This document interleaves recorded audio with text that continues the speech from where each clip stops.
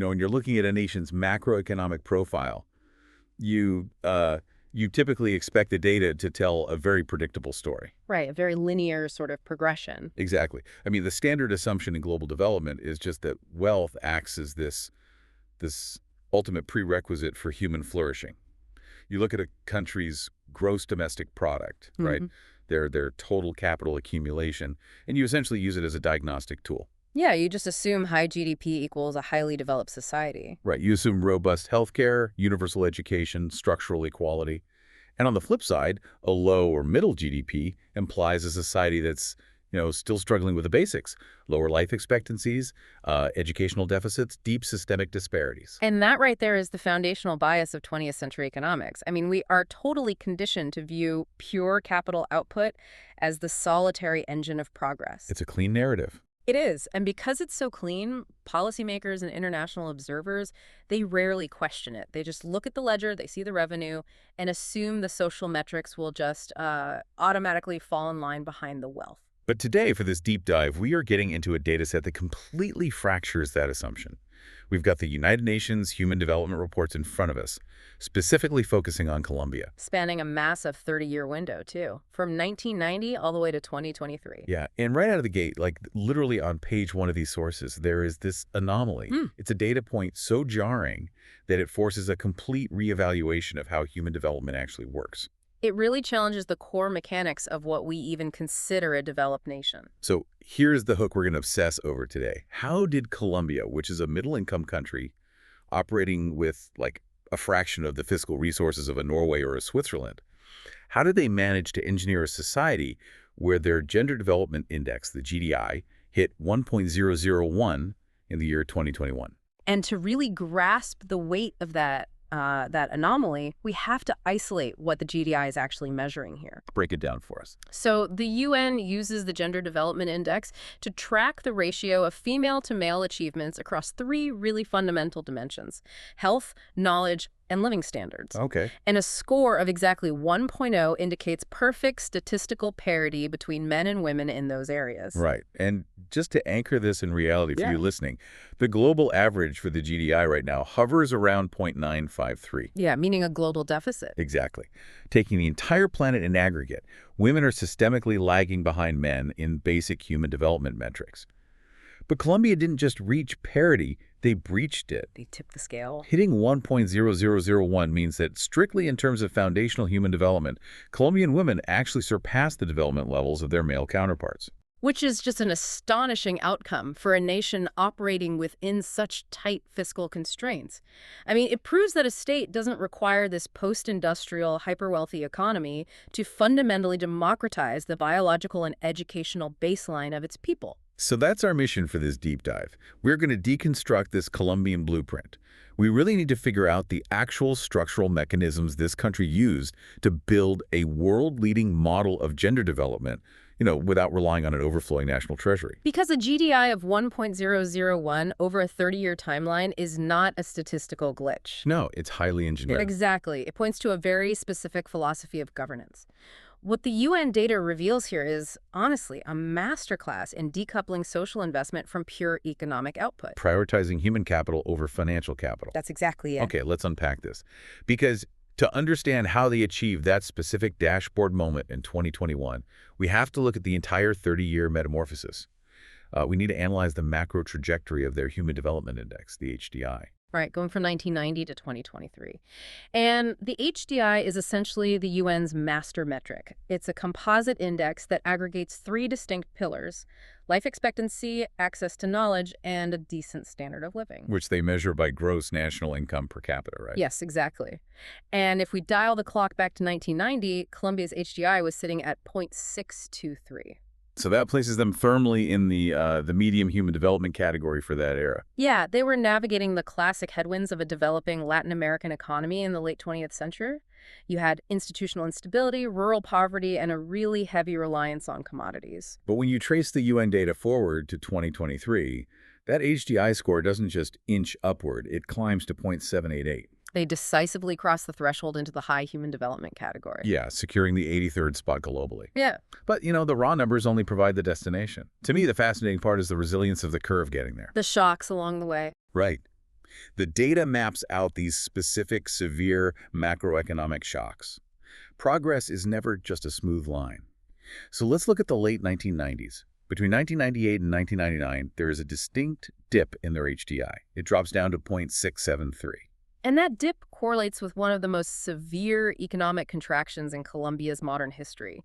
In 1999, the country was hit by this perfect storm of systemic crises. What happened?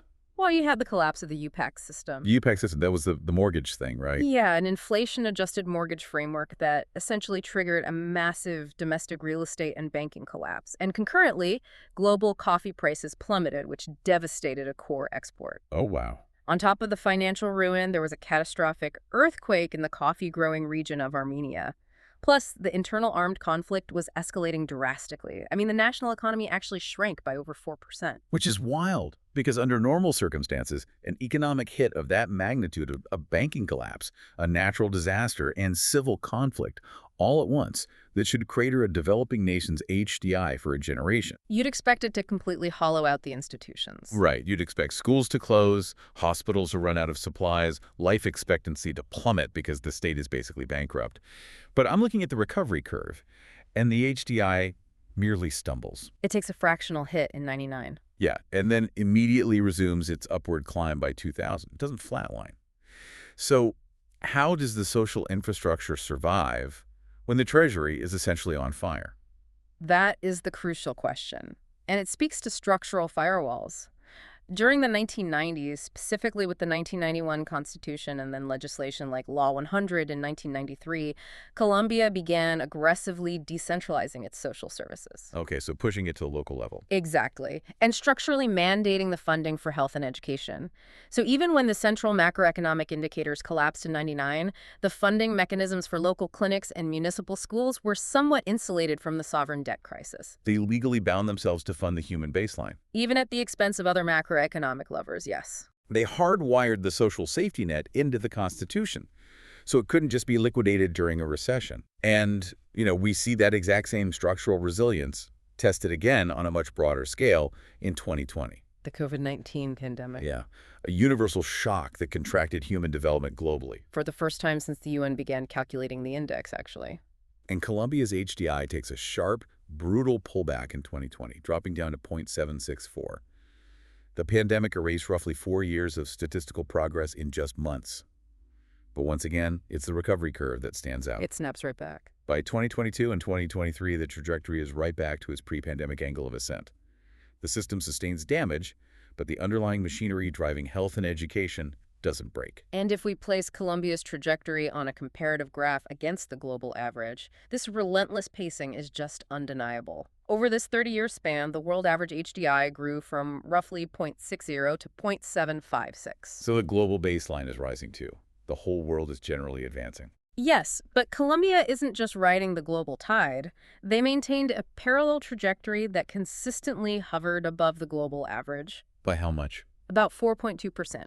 Despite the 99 banking crisis, despite the conflicts of the early 2000s and the pandemic, they stayed roughly 4.2% ahead of the global HDI average. It's like watching a marathon runner who isn't necessarily the wealthiest athlete on the track, right? But their pacing is absolute perfection. They take a stumble in 99, get tripped up by a global pandemic in 2020, but they immediately snap back to their pace. That's a great analogy. Which brings us to the core mechanical question.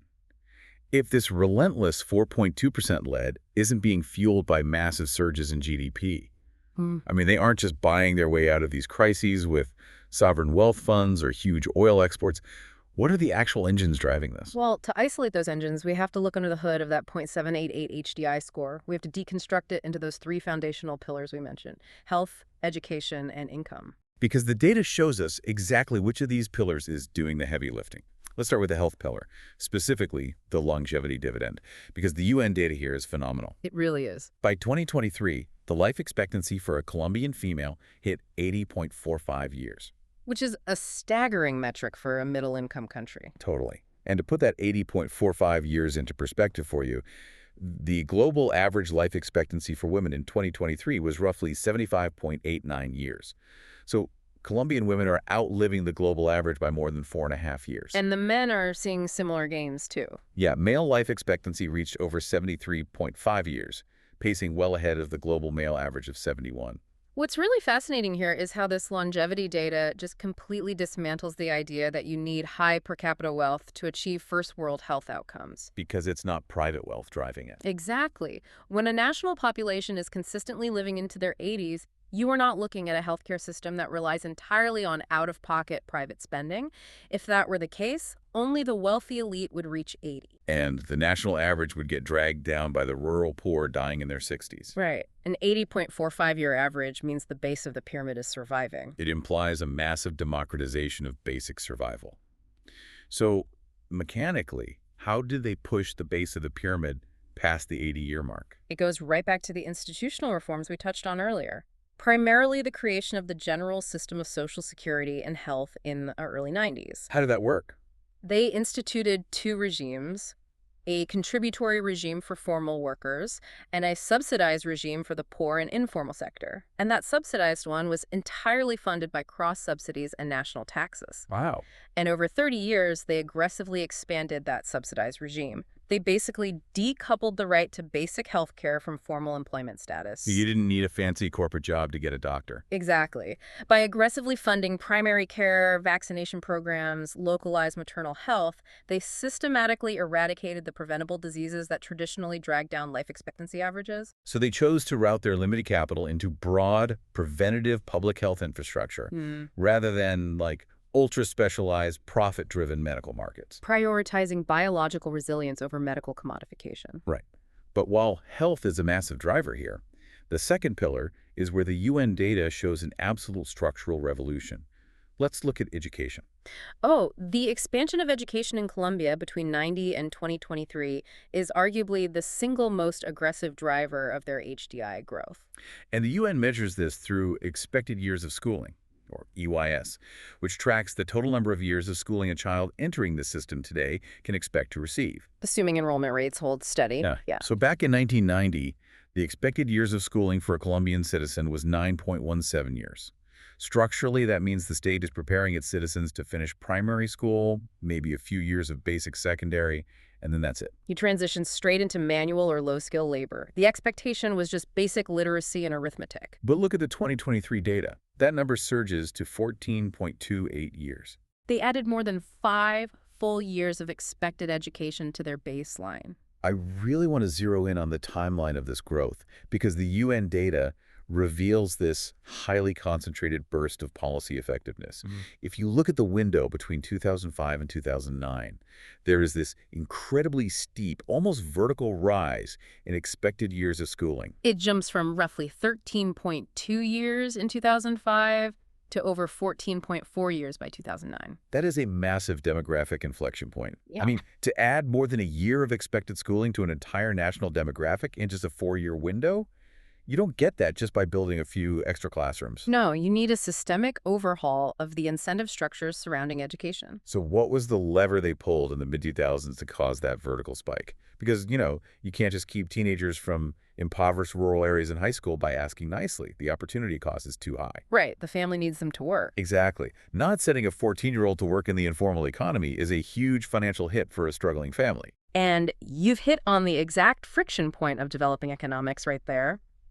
The mechanism Colombia utilized heavily during this period was the expansion of conditional cash transfer programs. Okay. Most notably, a program called Familias on Acción. The state realized that the barrier to education wasn't just a lack of schools, it was acute household poverty. So they just paid them. Basically, the government began directly paying stipends to the poorest mothers in the country.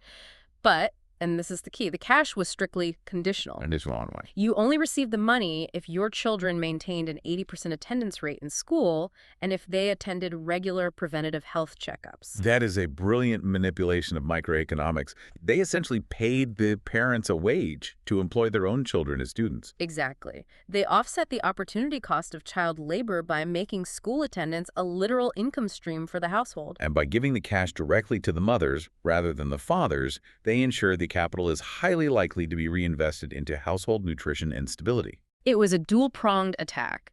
Alleviate immediate multidimensional poverty, while forcibly keeping the next generation in the classroom long enough to break the cycle.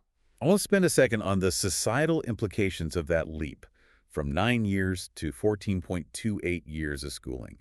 Because we aren't just talking about a slightly more literate workforce here. No, it's a paradigm shift. 9 years of school prepares you to follow instructions on an assembly line. 14 years pushes a citizen through full secondary education and deep into tertiary, university level, or advanced vocational training. It changes the fundamental cognitive architecture of the society. When a demographic averages 14 years of education, you transition from a manual labor economy to a knowledge-based economy. Right, they're developing critical thinking, complex problem solving, Specialized technical skills. and the downstream effects of that are monumental, especially for women. I mean, a woman with 14 years of education delays her first pregnancy. She has fewer children overall. She has the health literacy to demand better preventative care for her family. She engages with the political system differently, too. Exactly. The education pillar creates this massive feedback loop that directly reinforces the life expectancy gains we talked about in the health pillar. If we connect this to the bigger picture, the UN data is showing us a country that essentially maxed out the efficiency of its social investments. Health and education are running at absolute top speed. But this brings us to the third pillar of the HDI. Income, Yes, income. the tricky one. I'm looking at the gross national income per capita, the GNI, and if health and education are the thoroughbreds pulling this chariot, income is just the anchor dragging in the dirt behind them. It is the glaring outlier in the dataset. While Colombia's GNI per capita did grow over the 30-year span, reaching roughly $18,665 by 2023 when adjusted for purchasing power parity, the broader context is really restrictive. To understand why that $18,665 is an anchor, we have to look at their peers. Colombia's stellar health and education scores push their overall HDI into the high human development category. But when you look at the global average GNI for other nations sitting in that same high tier, The income usually sits well over $20,000 and frequently pushes toward $30,000. exactly, there is a massive structural shortfall.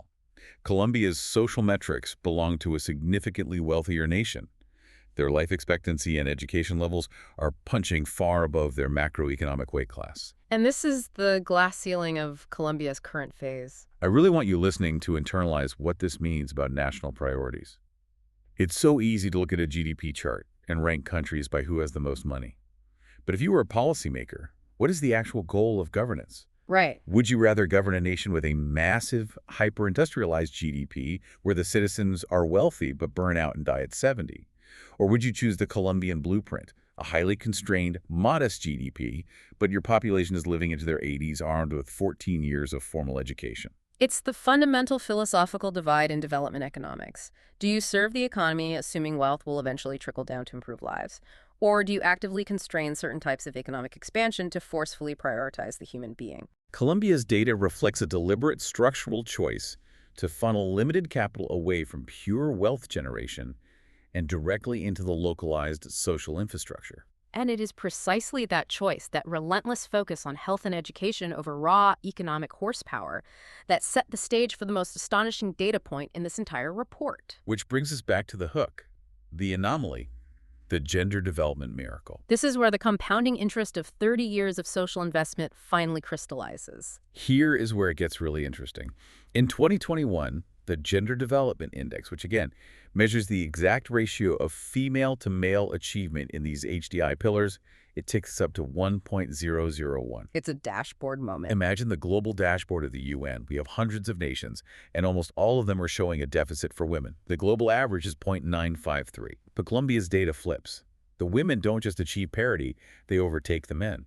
It's a profound demographic milestone.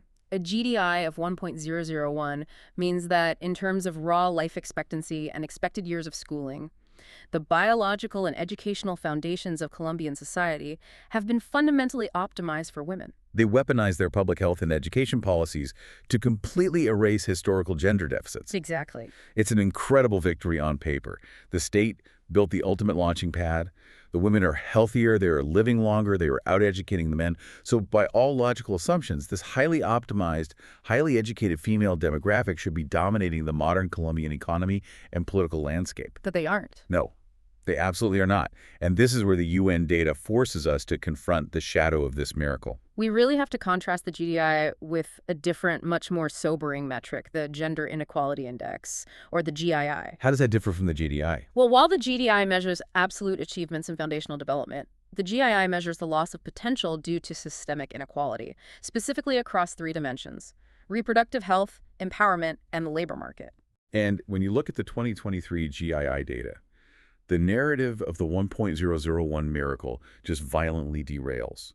Colombia's GII sits at 0.393. That score ranks them 103rd in the world. It's a massive statistical dissonance. I am genuinely struggling to reconcile these two numbers. How can a nation possess the highest achieving women in the world in terms of basic health and educational parity, yet rank 103rd globally when it comes to actual gender equality? Right. Where is the friction happening? Because the gap clearly isn't in the classroom. No, it's not. The gap is in the distribution of power and the structure of the market. Let's look at the empowerment dimension of the GII, specifically political representation. Despite being more highly educated on average and outliving men by nearly 5 years, women hold only 29.35% of the seats in Colombia's parliament. So the demographic that represents the peak of the nation's human capital is restricted to less than a third of the legislative decision-making power. Exactly, and the disparity in the economic arena is even more catastrophic. If we examine the labor force participation rate, the LFPR, the structural failure becomes glaring. In 2023, the participation rate for Colombian women aged 15 and older was 52.02%. Meaning only roughly half of these highly educated, healthy women are actively working or looking for work in the formal economy. Correct. But for men, the participation rate is 76.45%. That is a staggering gap of 24.4 percentage points. Okay, we need to pause and dissect the mechanics of this, because the sheer macroeconomic waste here is staggering. You have a state that has spent 30 years and billions of pesos optimizing its female population. The ultimate human capital. Right. These women are spending 14-plus years in the education system. They're graduating from universities. They have a life expectancy of 80. They are the most sophisticated human capital the country has ever produced. Yet nearly half of them are completely locked out of the formal labor market. If half of your best workforce is sitting on the sidelines, how does the economy even function? Why is the market rejecting its own top-tier assets? This contradiction is perhaps the most critical lesson in modern development economics. What the Colombian data exposes is the fundamental difference between public goods and private, entrenched systems. Right, the state versus the market. Exactly. The metrics driving the 1.001 GDI health and education are heavily influenced by state-controlled public policy. The government can unilaterally decide to build rural clinics. It can mandate conditional cash transfers to keep girls in school. The state can force equality at the foundational level by democratizing access to public goods. The state can optimize the human being. Yes, but the labor market and the political establishment are not public goods. They are deeply entrenched private and cultural systems driven by legacy networks, corporate profit motives, and historical patriarchal norms. So it's like building a state-of-the-art nuclear reactor, this incredibly powerful, highly educated female workforce, and then trying to plug it into a 19th century legacy power grid. That's a highly accurate way to visualize it. The grid, the corporate labor market, was simply never designed to handle that kind of input. So instead of upgrading the grid to utilize the power, the system intentionally throttles the reactor. It rejects the human capital to maintain its outdated structural norms. Because a university degree does not miraculously dismantle the cultural expectation that a woman must assume the overwhelming burden of unpaid domestic care work. The care economy. Right. A 14-year education doesn't automatically generate affordable universal childcare infrastructure. And it certainly doesn't erase the implicit biases in corporate hiring practices or political party nominations. So that 24.4% labor force gap is basically the suffocating weight of the care economy. Precisely. The state successfully modernized the potential of the Colombian woman, but the private market and cultural institutions fiercely resisted modernizing the machinery required to utilize her. It's a really sobering realization that optimizing the individual is only half the battle. But before we get completely lost in the structural failures of the labor market, I want to pivot back to how Colombia achieved that biological baseline in the first place. We can't overlook that. No, because dropping maternal mortality and getting girls into high school wasn't just a matter of signing a law. There were massive, lethal biological barriers that had to be dismantled first. Absolutely. The 1.001 GDI didn't happen in a vacuum. To understand the educational boom, we have to examine how Colombia aggressively safeguarded the biological baseline of its female population. Before a woman can even begin to navigate the complexities of tertiary education or corporate glass ceilings, the state had to mitigate the sheer existential risk of being female in a developing nation. And the UN data tracks this mitigation through two really critical indicators. Let's look first at the maternal mortality ratio, the MMR. Back in 1990, this was an incredibly dangerous metric for Colombia. The state was seeing 108 maternal deaths for every 100,000 live births. To understand the societal impact of an MMR of 108, you really have to look past the statistic. That is 108 families completely destabilized. It's devastating. It's the loss of primary caregivers, community anchors, economic contributors, all due to the biological reality of reproduction. When maternal mortality is that severe, the simple act of starting a family is a lethal gamble. It acts as a massive suppressive force on all other forms of female development. But the state went to war on that risk. Through the expansion of that subsidized health regime we discussed, they dragged that MMR down from 108 in 1990 to roughly 75 by 2023. We're talking about the systemic deployment of skilled birth attendants, building rural obstetric wards, universalized prenatal care. And this effort must be analyzed in tandem with the adolescent birth rate, the ABR. In 1992, the data shows an ABR of 94.6 births per 1,000 women ages 15 to 19. By 2023, that number experienced a massive 37% decline, dropping down to 59.5. And the mechanics of that drop are so crucial. A teenager having a child at 15 isn't just a health metric, it's the end of an educational trajectory. Right, a high ABR means thousands of girls are being violently pulled out of middle school and high school. To assume the role of an adult caregiver in the informal economy, yes. If we connect this back to the educational spike we analyzed earlier, the causality is clear. You cannot achieve a jump from 9 to 14 expected years of schooling merely by constructing classrooms. You achieve it by ensuring a 15-year-old girl has comprehensive access to reproductive health care. Family planning, physical autonomy. The state's aggressive expansion of basic health care directly neutralized the most fatal biological barriers to female development. The engineered physical safety, which served as the prerequisite for educational parity. So they successfully mitigated the biological inequality. But as we saw with the labor market, societal and economic inequality is still exacting a massive quantifiable toll on the entire country's progress. Oh, absolutely. And the UN doesn't just theorize about this toll. They calculate it down to the decimal point. We need to talk about the hidden tax of inequality. This brings us to the Inequality Adjusted Human Development Index, or the IHDI. The reality check metric. Exactly. The UN developed this metric specifically to remove the rose-colored glasses from the standard HDI, because that 0.788 score we've been examining, it's an average. And in macroeconomic terms, averages are notorious for obscuring systemic failures. It's the standard flaw of the average. If a billionaire walks into a room full of people living in extreme poverty, the statistical average of that room suddenly suggests everyone is doing quite well. But the reality on the ground hasn't changed. Right. The average hides the disparity. Precisely. The IHDI corrects for this by discounting a country's HDI score based on how unevenly those three pillars, health, education, and income, are actually distributed across the population. And when you apply that mathematical adjustment to Colombia's data, the result is brutal. That impressive 0.788 plummets all the way down to 0.593. That isn't just a slight correction, it's a macroeconomic bloodbath. It means the country loses 24.7% of its total human development potential simply because its resources are hoarded rather than distributed.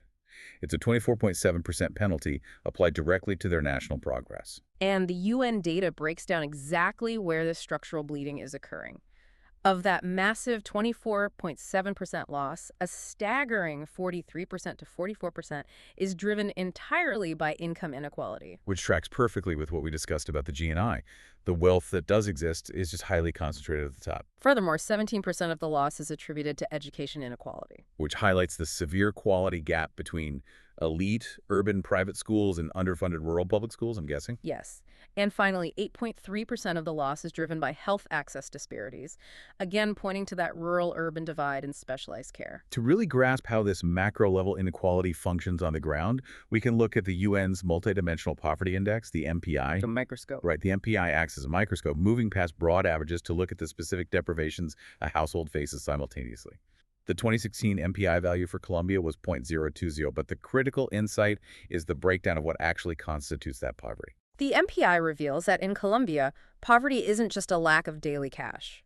32.7% of multidimensional poverty is driven strictly by a lack of adequate schooling in the household. Wow. Another 12% is driven by child mortality, and 11.2% by poor housing conditions, things like a lack of sanitation or dirt floors. So how do we synthesize this 24.7% inequality penalty? Think of Colombia's HDI as a massive, high-speed train hurtling forward over the last 30 years. Okay. The train is moving incredibly fast, and the state has upgraded the engine with phenomenal health and education policies. But the IHDI reveals that the train is horribly designed. A small fraction of the population is sitting in luxury cabins, while nearly a quarter of the population is forced to ride on the roof or cling to the sides. That's a vivid image. Yes, statistically, the entire train is moving forward from point A to point B. But the people clinging to the outside are exposed to the elements. At any moment, an economic shock could blow them off entirely. The speed of the train is impressive, but the architecture of the train is fundamentally unjust. That structural injustice is the anchor preventing Colombia from reaching its full potential. True development requires internal fairness. But, and this is fascinating, the UN data introduces one final massive paradigm shift here. Yeah, because true development isn't just about how fairly the people inside the train are treated, it's also about what the train is doing to the tracks. And the landscape it tears through. Which brings us to the final plot twist in this deep dive. The Planetary Pressures Adjusted HDI, or the PHDI.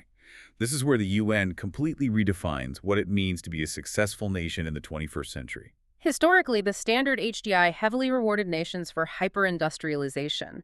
The nations at the very top of the HDI leaderboard achieved their massive income pillars by burning vast amounts of fossil fuels. Extracting unsustainable levels of raw materials, generating massive carbon footprints. Exactly. The PHDI was introduced to penalize this exact behavior. It asks a really critical question. How much ecological damage is a country inflicting on the planet to purchase its human development? And when you apply this ecological lens to the data, the global hierarchy experiences a massive earthquake. Let's look at Colombia's metrics. Their per capita CO2 emissions sit at a mere 2.02 tons. To contextualize that, the global average is around 4.5 tons per capita. And in the highly developed, wealthy nations that dominate the traditional HDI, that number frequently breaches 10 to 15 tons per person. It's not just carbon either. Colombia's material footprint, which measures the total amount of raw biomass, fossil fuels, metal ores, extracted to meet national consumption, is just 8.56 tons per person. Again, vastly lower than the global average, which is driven sky high by wealthy, hyper-consumerist societies. So the analytical question becomes, what happens to the global rankings when we stop rewarding ecological destruction and start measuring sustainable human development? The results are incredibly validating for Colombia. Because when the UN adjusts the global leaderboard to penalize heavy polluters, many of the traditional first world superpowers just plummet down the list. Their high HDI scores are revealed to be ecologically bankrupt. But Colombia's rank shoots up by an astonishing 34 places. Which raises an important question about the structural nature of Colombia's economy. Their low planetary pressure isn't just a byproduct of having fewer factories. It is deeply tied to how they structure their power grid, which is heavily reliant on hydroelectric power and their relatively low levels of hyper-consumerist material extraction compared to the global north. But the irony here is absolute perfection. Think back to when we discussed the income pillar. We noted that Colombia's lack of massive hyper-industrialized wealth was the anchor holding their traditional HDI back. Right. But that exact same lack of industrial hypercapitalism is precisely what makes them a global leader in the PHDI. By failing to build a massive carbon-spewing industrial complex, they accidentally preserve their ecological efficiency. They managed to achieve a high human development index, pushing life expectancy past 80 and education past 14 years without mortgaging the future of the planet to pay for it. It proves unequivocally that the carbon-heavy, extraction-based development model of the 20th century is not the only path to human flourishing. No, it's not. Okay, we have covered a staggering amount of data today. We've tracked a 30-year metamorphosis through economic collapse, uncovered a gender development miracle, exposed the systemic failures of a legacy labor market, and redefined global success through an ecological lens. So, based strictly on the UN data, what is the blueprint for the future? What are the 3 core mandates Colombia must tackle in its next chapter? Number 1 is aggressively bridging the income gulf. They have to dismantle that 24.7% inequality penalty. Get the people off the roof of the train. Get them off the roof and into the cabins. The state has proven it can build the social infrastructure. The next mandate is translating that biological and educational foundation into equitable economic opportunity, specifically for the rural and marginalized populations. They must transition from merely pursuing aggregate growth to enforcing a high quality of life for the poorest quintiles. Okay, number two. They must absolutely activate the female workforce.